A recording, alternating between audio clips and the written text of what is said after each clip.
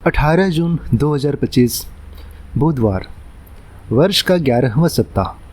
पहला पाठ कुरिन्थियों के नाम संत पौलुस का दूसरा पत्र, अध्याय 9, पद संख्या 6 से 11। जो कम बोता है वह कम लूनता है, और जो अधिक बोता है वह अधिक लूनता है।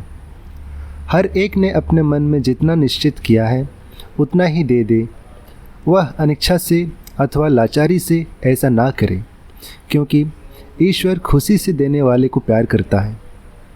ईश्वर आप लोगों को प्रचुर मात्रा में हर प्रकार का वरदान देने में समर्थ है, जिससे आपको कभी किसी तरह की कोई कमी नहीं हो, बल्कि हर भले कार्य के लिए चंदा देने के लिए भी बहुत कुछ बच जाए। धर्म ग्रंथ में लिखा है, उसने उदारतापूर्वक दरिद्रों को दान दिया, उसकी धार्मिकता सदा बनी रहती है। जो बोने वाले को बीज और खाने वाले को भोजन देता है, वह आपको बोने के लिए बीज देगा, उसे बढ़ाएगा और आपकी उदारता की अच्छी फसल उत्पन्न कर देगा। इस तरह आप लोग हर प्रकार के धन से संपन्न होकर उदारता दिखाने में समर्थ होंगे। आपका दान आपके द्वारा वितरित होकर ईश्वर के प्रति धन्यवाद का कारण बन जाएगा। यह प्रभु की वाणी है। ईश्वर को धन्यवाद। भजन अनुवाक्य। धन्य है वह जो प्रभु पर श्रद्धा रखता है। धन्य है वह जो प्रभु पर श्रद्धा रखता और उसकी आज्ञाओं को हृदय से चाहता है। उसका वंश पृथ्वी पर फलेगा फूलेगा। प्रभु की आशीष धर्मियों की संतति पर बनी रहती है। अनुवाक्य। धन्य है वह जो प्रभु पर श्रद्धा रखता है। उसका घर भरा पूरा होगा, उसकी धार्मिकता कभी विचलित नहीं होगी। वह धर्मियों के लिए अंधकार का प्रकाश है। वह दयालु, कोमल हृदय और न्याय प्रिय है। अनुवाक्य। धन्य है वह जो प्रभु पर श्रद्धा रखता है।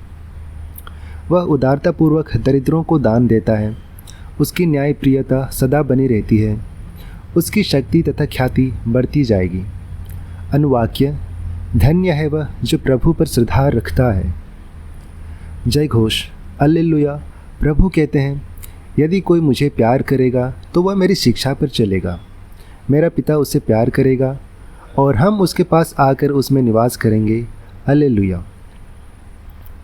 संत मत्ती के अनुसार आज का पवित्र सुसमाचार अध्याय 6, पद संख्या 1 से 6 और 16 से 18।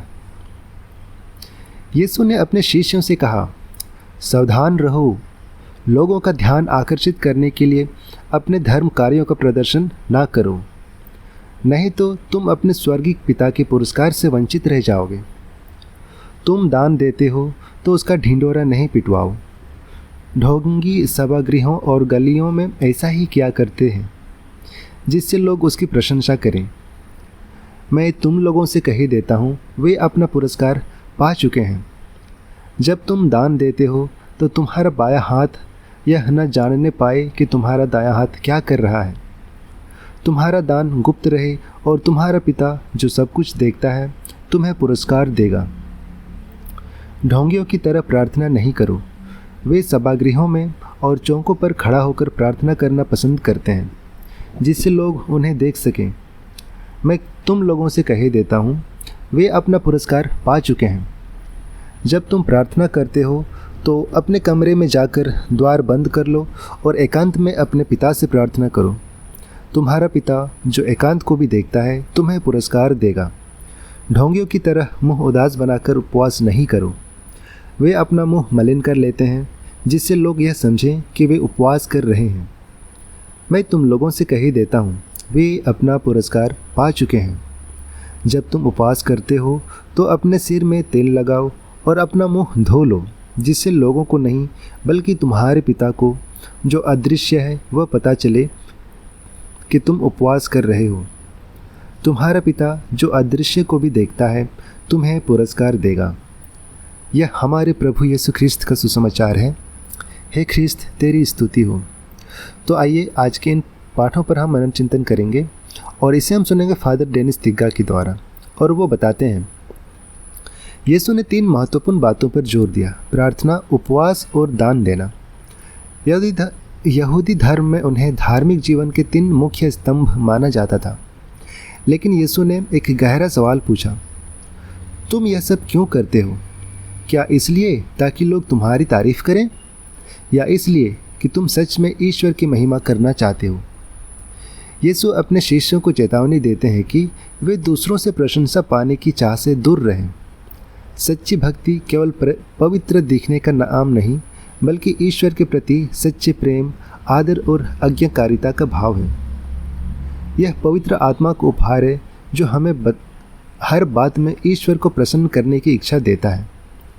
जब हम नम्र और पश्चातापी मन से प्रभु को खोजते हैं तो वह हमें प्रतिदिन नया करता है और हमें ऐसा दिल देता है जो प्रेम और करुणा से भरा होता है।